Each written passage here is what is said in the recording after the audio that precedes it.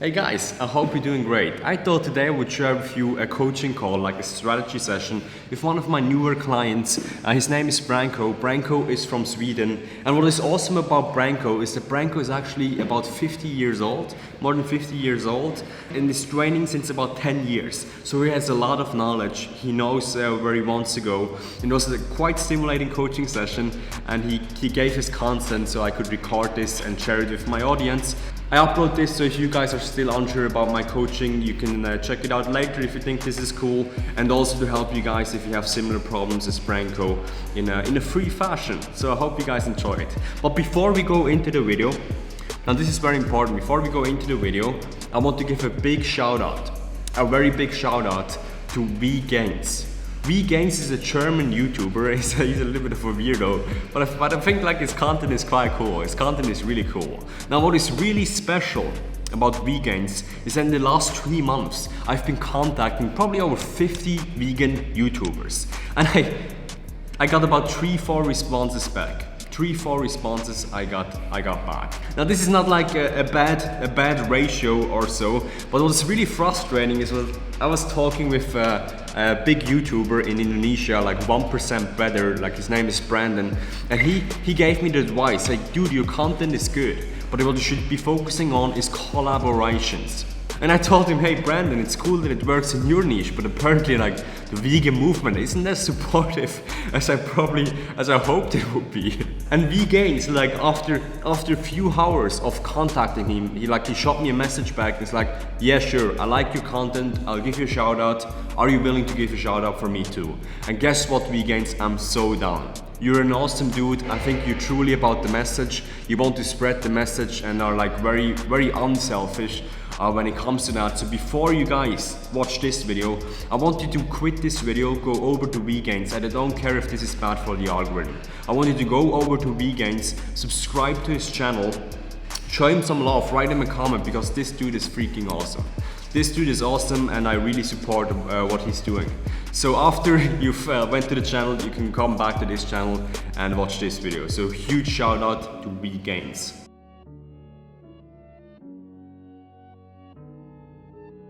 You have more than 10 years of weightlifting experience. So I have some notes on this screen. So if you see me typing, it's not because I'm on the email, it's just simply because I take some notes to hopefully get everything.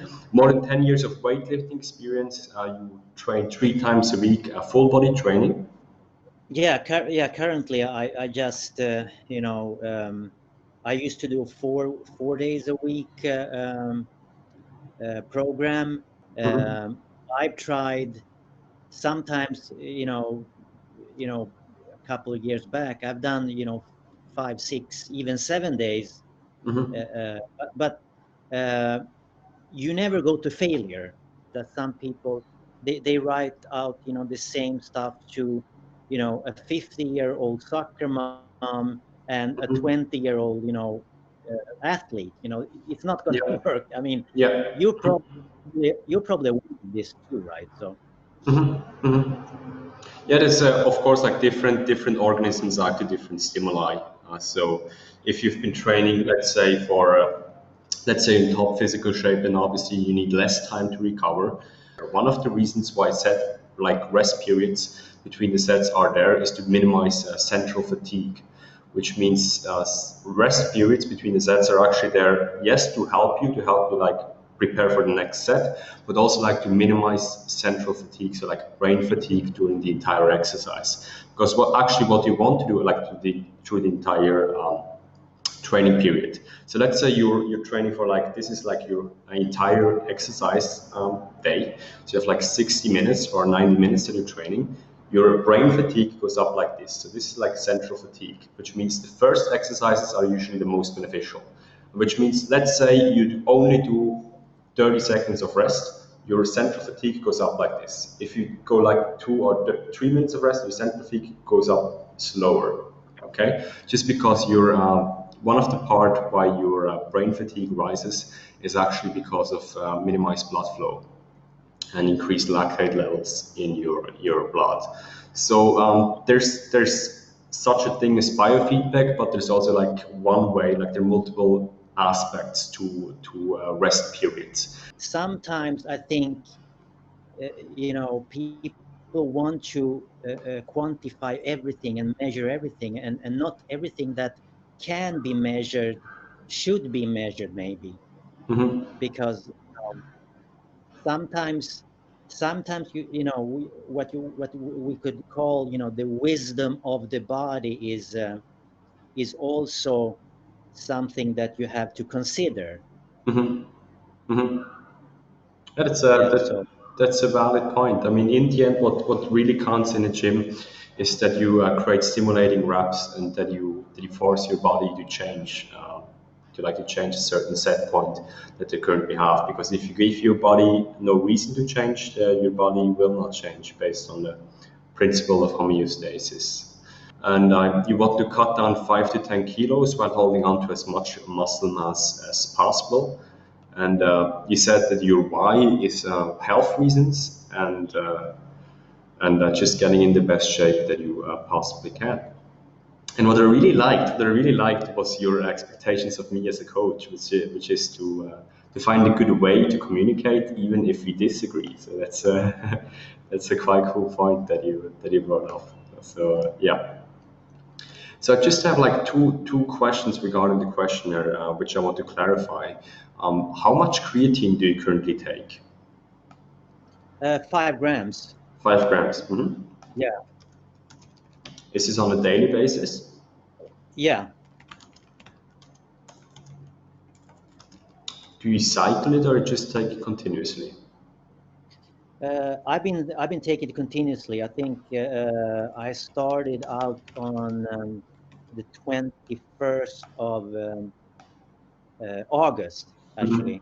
Mhm. So we're talking about it going on 6 weeks, Mhm. probably.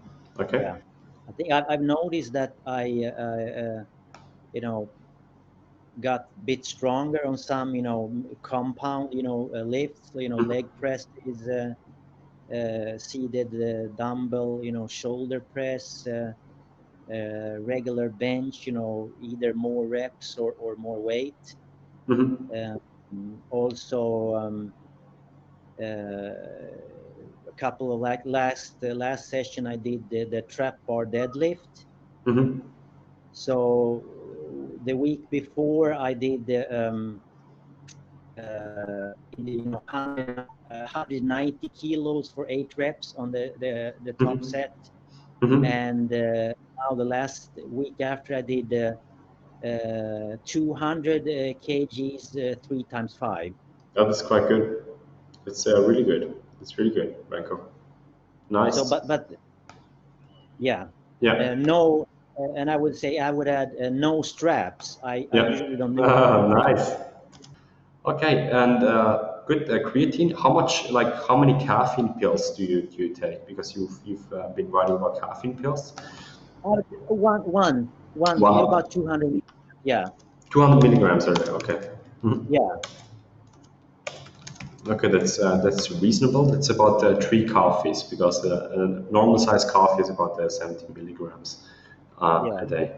Okay, so let's just check out what you think that is currently holding you back, because I think most of the time, as I told you before, is that clients do actually know where they want to go, and I think a good coach is a coach that asks good questions. So, what have you previously tried to decrease your weight that hasn't worked yet? A few years back, before I started, I did I did intermittent fasting, actually. Yeah, I didn't eat my first meal before 12 o'clock. So between 12 and 2, I ate my first meal. Okay.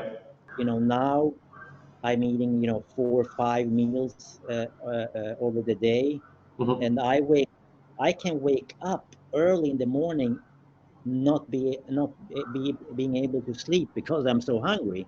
So Hmm. that's I think whatever you choose, I think once you keep doing it, your body gets adjusted to that Hmm. pattern of eating, so to Hmm. speak. Yeah, yeah. How did intermittent fasting work out for you? Like, did you see results on that diet I form? mean, I can say that actually, this was probably like 3, 4, 5 years back, Yeah. but I was, I think probably at the lowest, I think I weighed about maybe 89. I was under Mm-hmm. 90 kilos.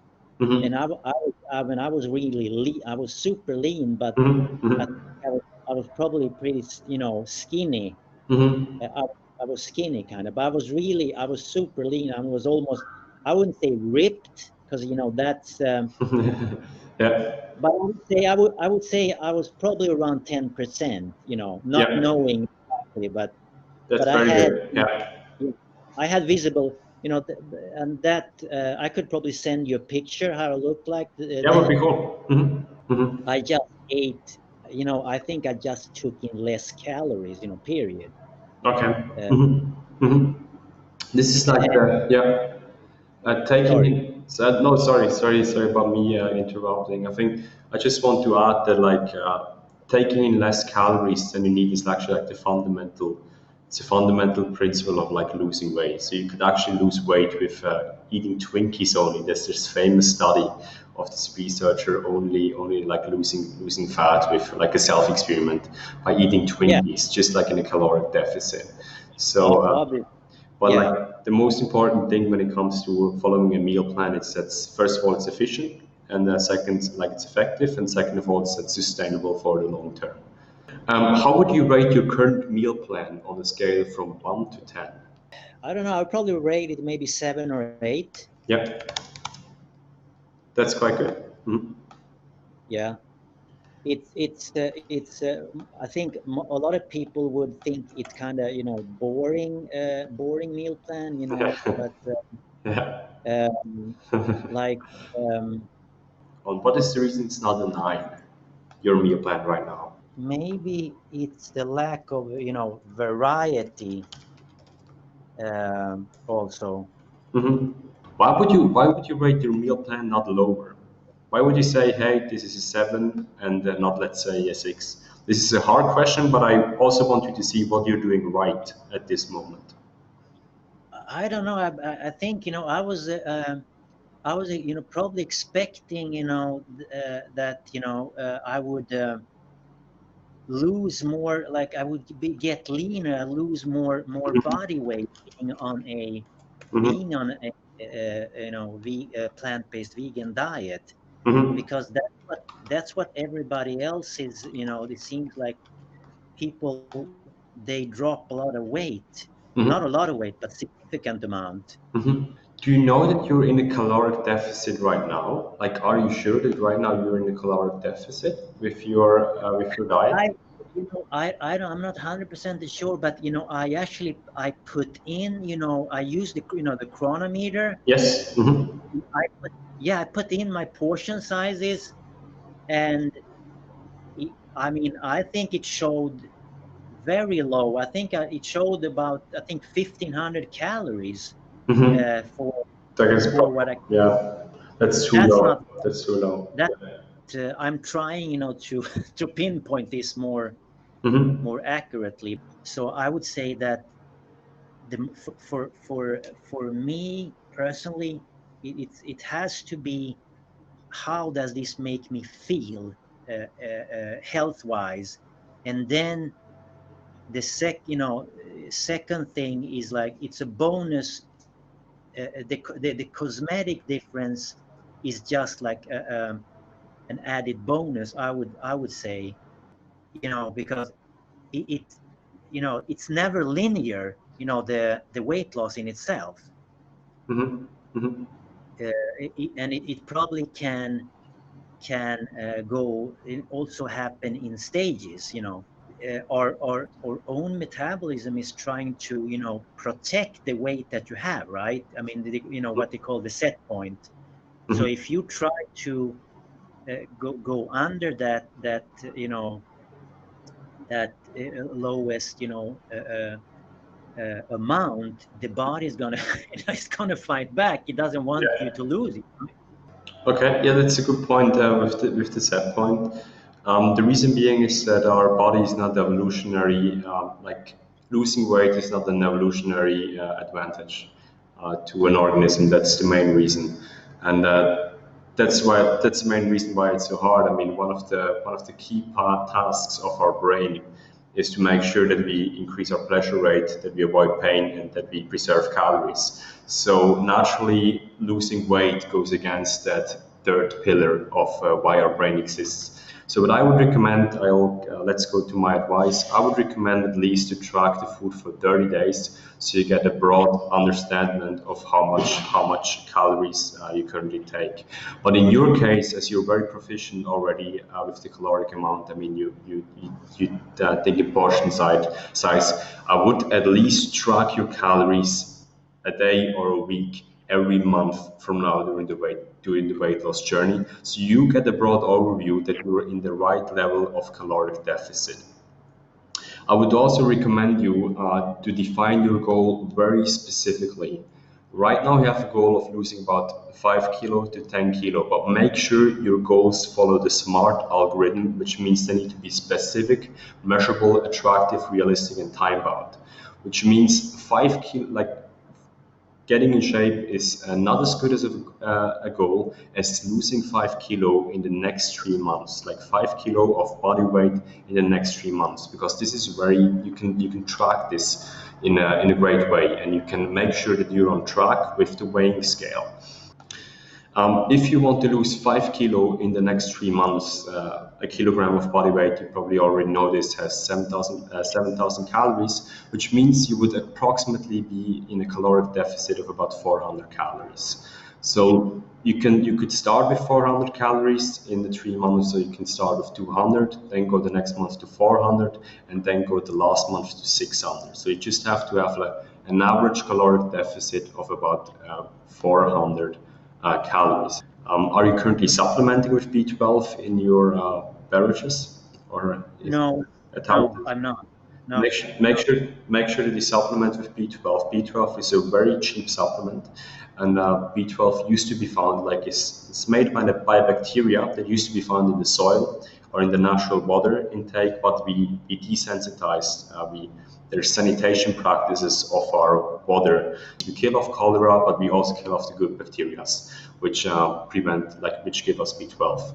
So you need to make sure that you supplement with B12. The reason being that if you don't supplement with B12, there's a chance that you get some problems with your neurological system.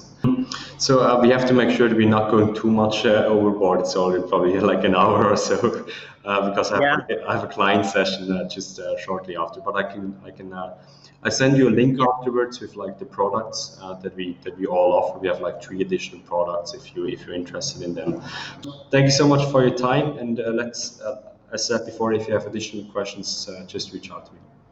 I will look at the links you send me, and then we can take it from there. The mission of this YouTube channel is to put veganism across the goal line. If you want to help us achieve that, like and subscribe to this channel, and don't forget to hit the bell icon. Let's make food production great again.